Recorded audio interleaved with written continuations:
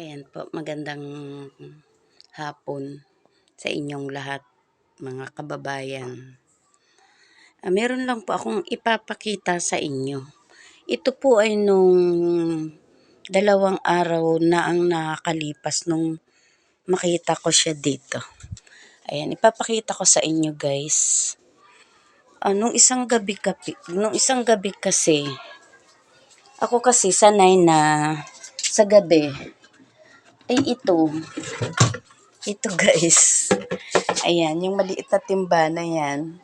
Yan ay itinatabi ko sa aking pagtulog sa medyo paahan ng aming tinutulugan dahil hindi na ako lumalabas dito sa kusina para juminggel. Ayan, alam nyo ba guys, nung gabi, naihian ko pa siya. Tapos nung 4:00 ng madaling araw na ako'y bumangon,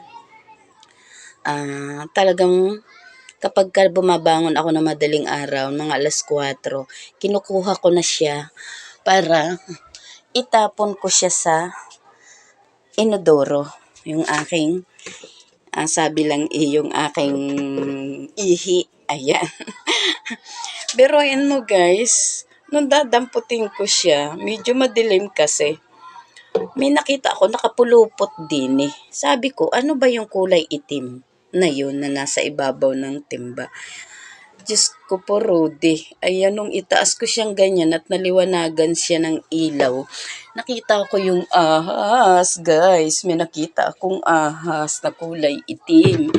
Yun yung sinasabing ahas tulog kung tawagin. Alam nyo ba guys kung muntik ko nang maibagsak yung timba sa aming pum na hinihigaan. Pero, ayan, papakita ko.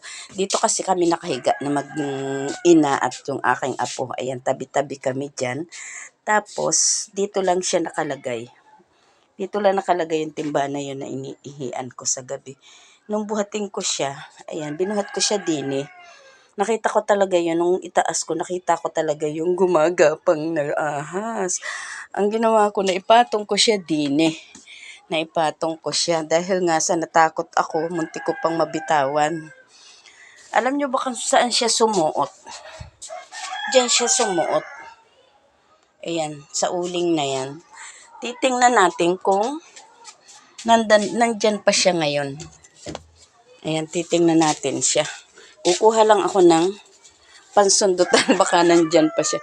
2 araw na guys talaga nakakalipas pero hanggang ngayon ko pa lang siya bubuklatin dahil nga sa ako'y natakot. Wala naman kaming kasamang lalaki dito para gawa ng paraan yung nakita kong ahas.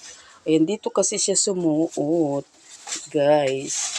Ayan, titingnan natin. Ayan, parang wala na. Dito kasi siya sumuot. Wala na nga, my God. Saan kaya pumunta?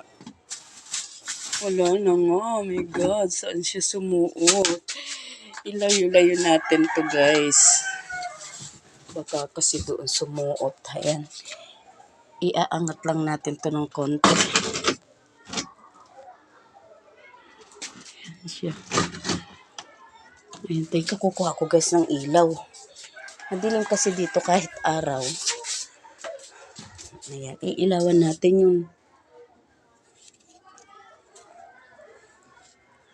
Ayan, wala naman. Ano ba? Wala nga, my God, wala.